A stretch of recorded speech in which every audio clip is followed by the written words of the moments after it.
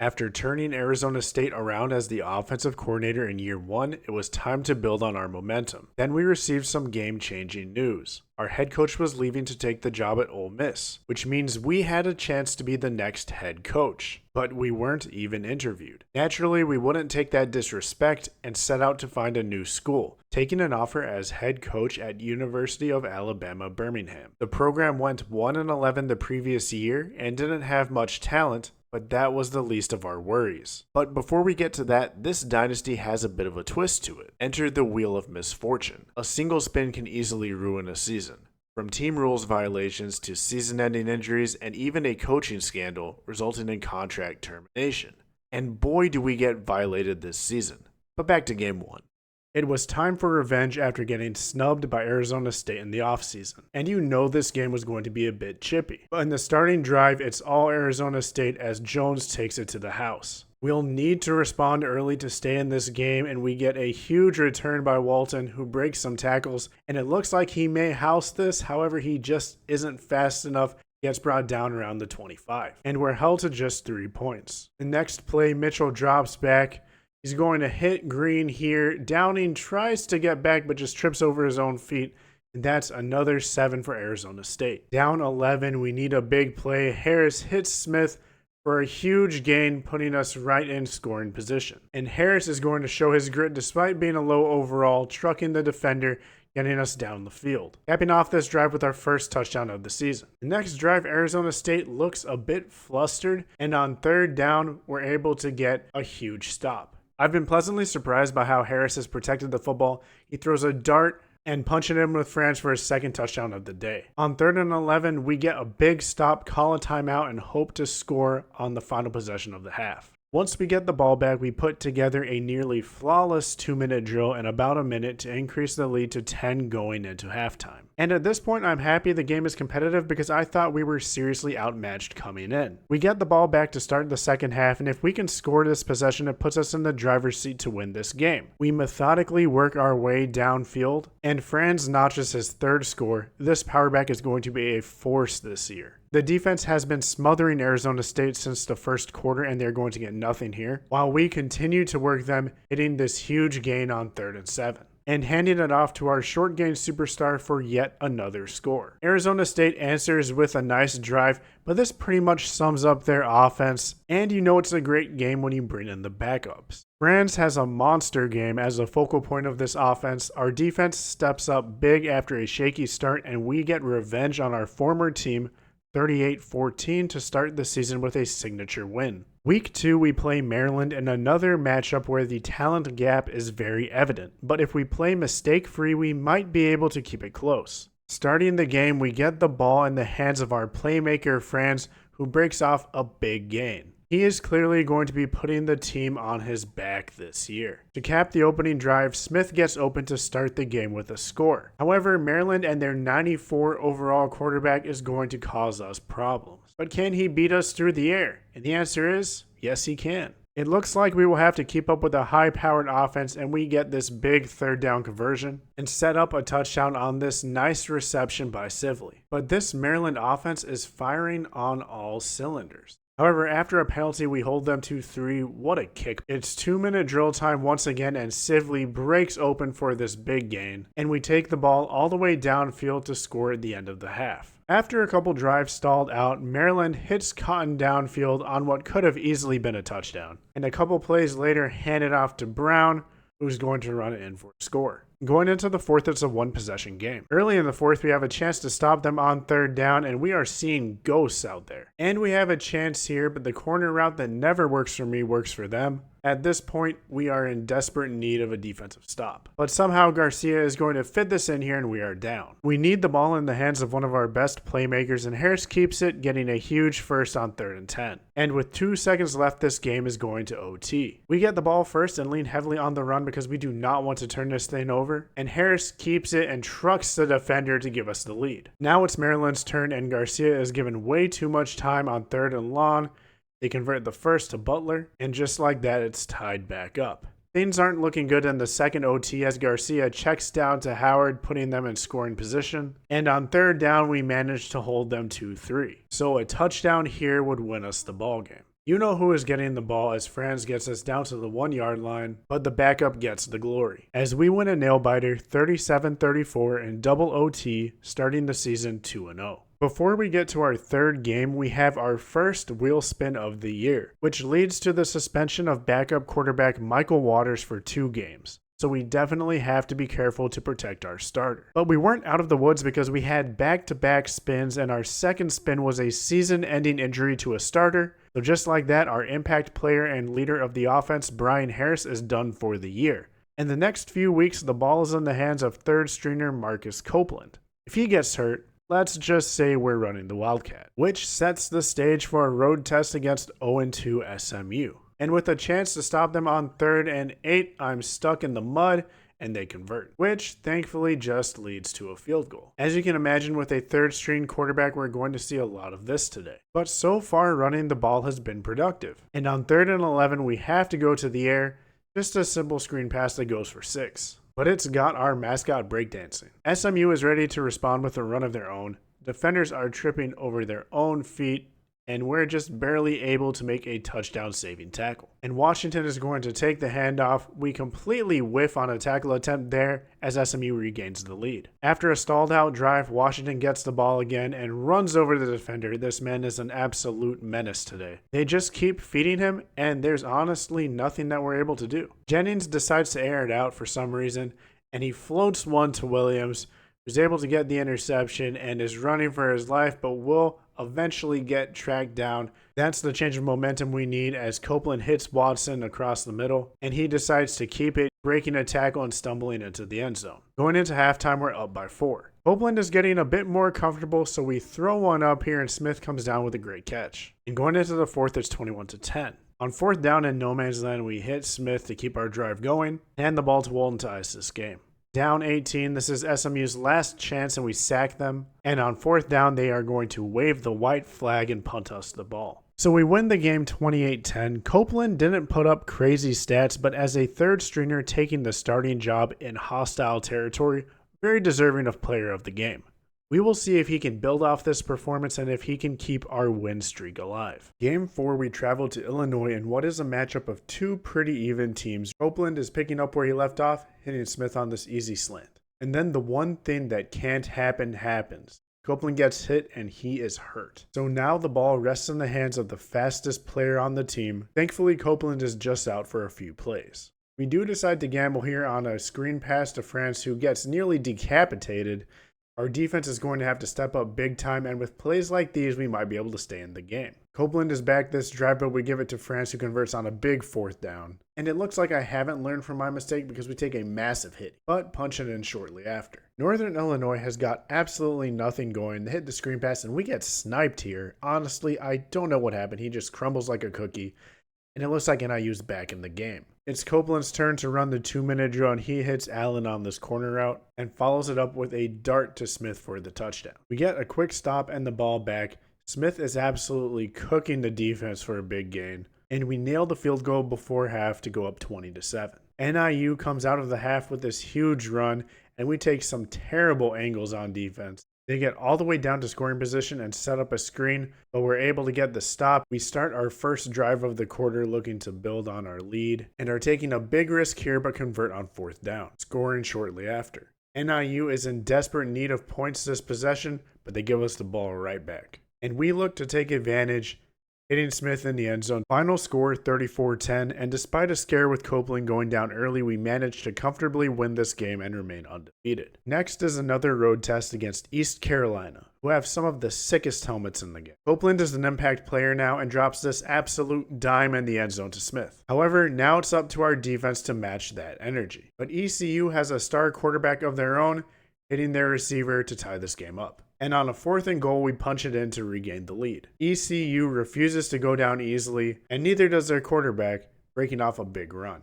And we get absolutely gifted on this play. We're trying to get our patented 2-minute drive going, but plays like this ain't it. However, plays like this are. And with time ticking down, we hit the fullback for a score. The 3rd quarter was pretty much a stalemate until we bit on this play action, and just like that, we have ourselves a ball game. After a defensive stop, ECU gets the ball back, and they are driving down the field with ease. They hit us with a draw, Davis breaks a tackle and he's right into the end zone. With 3.5 minutes left, this might be the game-defining drive. And with just a minute left, we are in great position to score. But on third down, our play gets blown up and Copeland gets hurt once again. Despite the ice, we make our field goal to tie things up and take the game to OT. East Carolina gets the ball first and it is not looking good. And they run all over us on their first possession.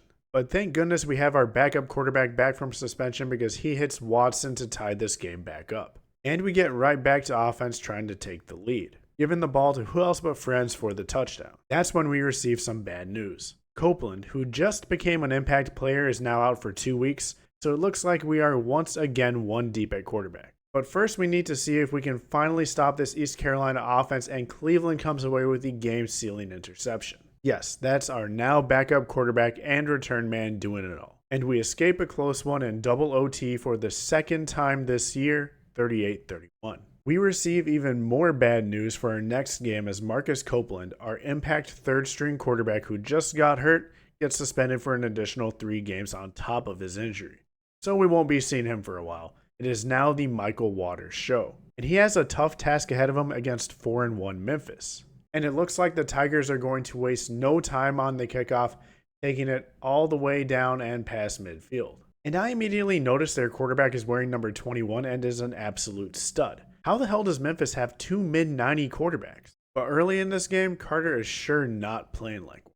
This is a big spot for Waters, and he starts by throwing an interception of all things, of course, and we barely prevent this from being a touchdown, which doesn't matter because they score the following play. And we are absolutely going to need Waters to step up. But good thing we have a great running back to lean on, and we tie this game.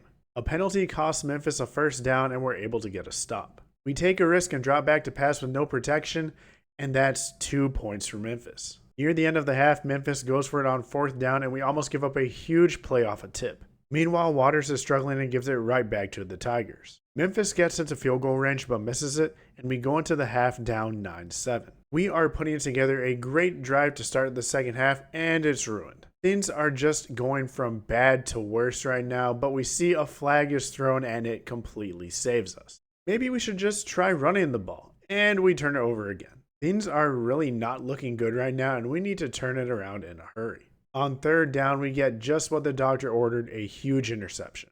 Our goal at this point is just to hold on to the ball, and we're putting together a methodical drive downfield, capping it off with France to take the lead. It comes down to a 4th down play with a minute left, and they're going to hit their receiver, but we're able to bring him down just short of the first down marker. And why not score one more time to ice the game? We escape a tough Memphis team, winning 20-9 to put us on a 6-game win streak. We crack into the top 25 for the first time in a matchup against South Florida. Our first drive, we're firing on all cylinders, hitting Allen in the end zone. South Florida is looking to respond and is putting together a great drive as we completely miss that tackle. But we force them to settle for 3. After last game, it's safe to say we're going to do most of our damage on the ground, because I'm really not sure how much I trust Waters in passing situations. And on the other side, Brown is dropping absolute dimes as South Florida punches it in to take the lead. We really need to get it going through the air, but things are just not working. To make matters worse, as time ticks down, South Florida chucks up a Hail Mary and they complete it. Just like that, we are down 10 going into halftime. Maybe we can come out of the half strong, or we can completely fall asleep on defense, but thankfully we hold them to 3 once again. We have got to get Waters going, so we settle for an easy, simple screen pass here.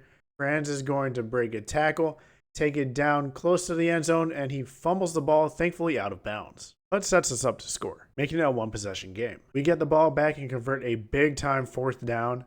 The Dragon likes what he sees. And on this 4th and long, we have to rely on Waters, who hits Smith. We get down to the 2, but get stuffed on 2nd down, letting the clock run. And with 5 seconds left, we score. Even though we have antifreeze, we're frozen here, and the extra point is up and good right into the All-State hands. And we scrape by South Florida 21-20. After that nail-biter, it felt like maybe things weren't challenging enough. So now before every game, we spin the Wheel of Misfortune, which in this case results in a season-ending injury for our starting left end, John McCoy. We crack the top 20 in our home matchup against FAU. On their opening drive, we hold them to a long field goal, which falls a little short, and the flashbacks are coming. Auburn's gonna win the football game! It looks like we're going to pick up a block here, And Cleveland, our kick returner, corner, stand-in QB, makes the play of the series in my first kick six, which for some reason they categorize as a fumble return. With all the momentum, we have them backed up on 3rd and long, and we are caught completely out of position, but the running back graciously steps out of bounds. And next 3rd and long, he does the exact same thing, short of the first. We have a 3rd and long of our own here, but Sibley is able to get wide open, and we convert. And we use their own spells against them, scoring on the screen. Down 2 scores, FAU has to show some signs of life, and that's not the way to do it, testing the user. And we get 3 on this drive, no kick 6 here. FAU is searching for a response, tries a screen again, but ends up just short of the first down, settling for a field goal. And it's 17-3 at halftime. Coming out in the second half, we're trying to build our momentum and put this game out of reach. We go deep in the bag with a jet sweep and score to go up 21. It's just a tough day for FAU, and our offense looks unstoppable. Both teams score touchdowns in the fourth, and we cruise to a 28-point victory and arguably our best performance of the season. We continue to climb the ranks and look to defend our undefeated record against 1-6 Temple, who are certainly not playing like a one-win team to start the game with this huge run, but we hold them to 3 on this drive. Temple gets right back to work on the next possession with a big gainer through the air and follow it up with a nice play action extending their lead to 10. At this point, I realize I forgot to spin the Wheel of Misfortune before the game, so it's time for a mid-game spin, which results in starting linebacker Ryan Tanner getting suspended for the remainder of the regular season, which honestly isn't too bad of a loss. Back to the game, we proceed to go 3-and-out once again, and things aren't looking good. We really need to make some noise this drive, but Franz uncharacteristically fumbles the ball, and Temple tries to take advantage of it, and they do. As if being down 17 isn't bad enough, we get another mid-game wheel spin, and our backup right tackle gets booted off the team, who happens to be star tight end J.C. Sibley. Just like that, one of the highest rated players and a huge receiving threat is gone. Before play resumes, another spin is triggered, and we get demoted to offensive coordinator the rest of the game, which may have been a blessing considering we gave up 17 in about 1 quarter. But the third spin, the most impactful one, was a killer. J.C. Sibley and Rashawn Franz are off the team, and down 17 it feels like all hope is lost. How we respond will be key, and Waters does just that, a huge run to finally get us in scoring position. And we finish with Jamal Walton, our new starting running back. The defense holds strong, and we proceed to throw this right into triple coverage, which of course gets picked off. After another bailout by the defense, we hit Watkins down the middle of the field, and once again Walton punches it in. The CPU defense pitches a shutout, and it's a 3-point game at halftime. At this point, we trigger another wheel spin, but luckily this ends up being a backup suspension. At least that's what I initially thought. The backup was quarterback Michael Waters, our only eligible quarterback left available, who is now out for 3 games. This means that the next 2 games, corner Lonnie Cleveland is going to be running our offense. And he doesn't exactly have elite arm talent, but what he lacks in arm talent, he makes up for shiftiness. And somehow, despite our best efforts, we take the lead. And the simmed defense ends up being a huge blessing because we immediately get the ball back. But it looks like the only pass plays I can run over the next 2 games are screens. I figure why not take a shot here, and I instantly regret that. So we stuck to the ground to extend our lead. Another thing I learned running this offense is that Cleveland cannot pitch the ball. With under 2 minutes left, we get a huge run from Walton, and Temple uses their final timeout. And after allowing 17 points in a little over a quarter, losing our quarterback, impact running back, and one of our best receiving threats, with a little help from sim defense, we managed to win this game 35-17. But the damage has been done by the wheel, and that could put our undefeated season in jeopardy. Our next game is the biggest matchup of the season against number 12 Tulsa. We start the week by spinning the wheel, and we are losing yet another starter, but fortunately it's our rarely used fullback, so that's 3 players that have been kicked off the team in a 2-week stretch. And it's a bit funny that Sibley also happens to be the backup here, but he's gone too. Hopefully I perform better on defense than I did last week, but we are not off to a good start. And right here, our quarterback almost makes a huge play in the secondary. But on 3rd down, we're unable to stop them and Tulsa takes the lead. I almost forgot that Cleveland struggles to pitch the ball, but somehow he got this one off. But he must have gotten hurt because after one play, our wide receiver Howard Smith is in at QB. This drive, we are already on our 3rd quarterback, who isn't technically a quarterback, it's going to be a rough game. We're going to have to rely on screen passes, and we hit a big one to Wade here, who's able to outrun the defense and get close to scoring. And near the goal line, we finish to tie things up. Our defense gets a stop, and we are methodically working it downfield, but we have to settle for a field goal. At this point in the game, the ticker goes down, so we have no score, no time, and no down and distance.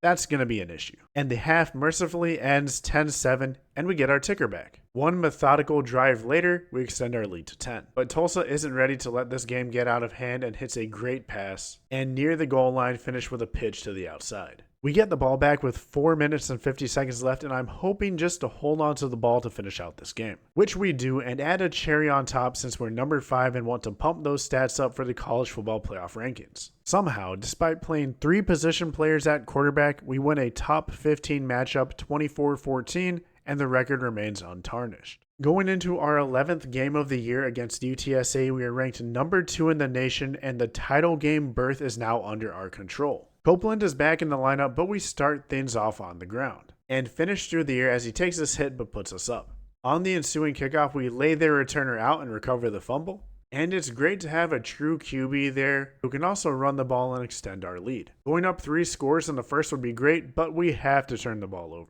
And UTSA looks primed to take advantage. However, we get this third down stop and hold them to 3. Our offensive line has been creating huge holes the entire game, and we finish this drive to go up 18. On 3rd and long, we chuck it deep but get picked off, and a possession later, UTSA returns the favor. Unlike the Roadrunners, we should take advantage here but drop the sure touchdown, and then miss the field goal right after. UTSA is going to try to convert on 4th and 5, but we get the sack. If there were any doubts, Copeland rolls out and hits Wilson here for the easy score. As the last seconds run down, we run it in. Should we have taken a knee? Probably so, but we're number 2 and we need all the help we can get in the standings. Hopefully the football sportsmanship gods don't strike us down next game as we win this one 35-3 heading into the season finale. And that finale comes in a top 25 matchup against Navy, where we find ourselves sitting atop the college football world ranked number 1. And from the start of the game, I could tell their rushing attack was going to be a problem. But when you focus on the run, they can lull you to sleep, and that's exactly what they do here. Meanwhile, on our end, we are struggling to get anything going on offense. That didn't seem to be a problem for Navy, who was slicing through our defense like a hot knife through butter on their way to going up 2 scores. It felt like every play was ran to perfection, and it didn't help that our tackling was all over the place. Going down 3 scores would be brutal, but we get this huge pick at the goal line. With 2 minutes left, we're finally able to get things going, but we're stuck settling for 3. Starting the second half, we're able to move the ball and have a great conversion on 4th and 5. But then we go for it one more time and run right into our offensive lineman. On the next drive, we get beat, but this ball is underthrown, and to start the 4th, we have a chance to play our way back into the game. Or we can give the ball right back to them. On 3rd and 4, our defense steps up once again. And on 4th and 4, with the game on the line, we put it in the hands of Copeland instead of our best player, and that questionable decision might cost us a natty opportunity. The defense isn't rolling over and is trying to give us one more chance to win this game. The offense, on the other hand, is rolling over, and our national title hopes slip right through our fingers. Just to add a bit more salt on the wound, Navy scores again. And we finish the season with an embarrassing 21-3 loss at home, ending our unbeaten streak and knocking ourselves out of title contention. While I should be happy with an 11-1 record and a conference title game berth, that one stung. Surely that will be the most embarrassing loss of the season though, right? We can't keep our heads down long because we have a rematch ahead of us against a top 15 Memphis team. And our pregame wheel spin occurs after the first drive and lands on NIL, resulting in us losing junior wide receiver Will Watkins to another school in the offseason. Another wheel spin is triggered right after, which is a huge hit to the team as our best offensive lineman Ryan Gunter gets suspended for the rest of the year. We respond with a bit of rollout cheese and a reception by Allen to get us in scoring position, finishing the drive with a quick slant to Smith. Even though Watkins is leaving us at the end of the year, it doesn't mean he can't produce for us now. Losing Gunter, however, is starting to show and we have our drive killed. But our defense is also doing a great job of causing mayhem in the backfield. With the talent Memphis has at quarterback, it's only a matter of time before they put a drive together. And we think we'll hold them to 3, but instead they completely botch this fake field goal. And in about a minute, we drive down the field and finish in the end zone to Allen. Honestly, I'm not sure what happened here. Combination of poor arm strength and the corner falling asleep, but it's a big reception. And just like that, it's 21-0. The defense holds and we score again, trying to get the bad taste out of our mouths from last game. Our breakdancing dragon loves it. At this point, my goal is to hold on to the shutout. Why not add another touchdown to the tally? And that is not the way to do it. But we do get another stop and hand it off to Walton, who will take it to the house, extending our lead to 35. It looks like we're going to hold on to this shutout, except we whiff on the tackle and it's gone. Despite not shutting Memphis out, it's hard to be mad after blowing out a team in the conference title game. And it looks like people have taken notice because we win AP Coach of the Year and the rumblings begin about programs hitting us up to be their next head coach. But right now we need to focus and see which New Year's Six bowl we're headed to. Looks like we are making our second consecutive trip to Southern California and the Rose Bowl, this time against Ohio State, by far the most talented team we've played all year. Our pregame wheel spin sees sophomore All-American linebacker Jerry Nelson headed out in the offseason for an NIL bag. This bowl game will be a great barometer of how we stack up against the elite teams in college football. Right off the bat, we can tell the speed of Ohio State is going to cause us problems. But we're able to hold them to 3 on the first drive, which is a good sign.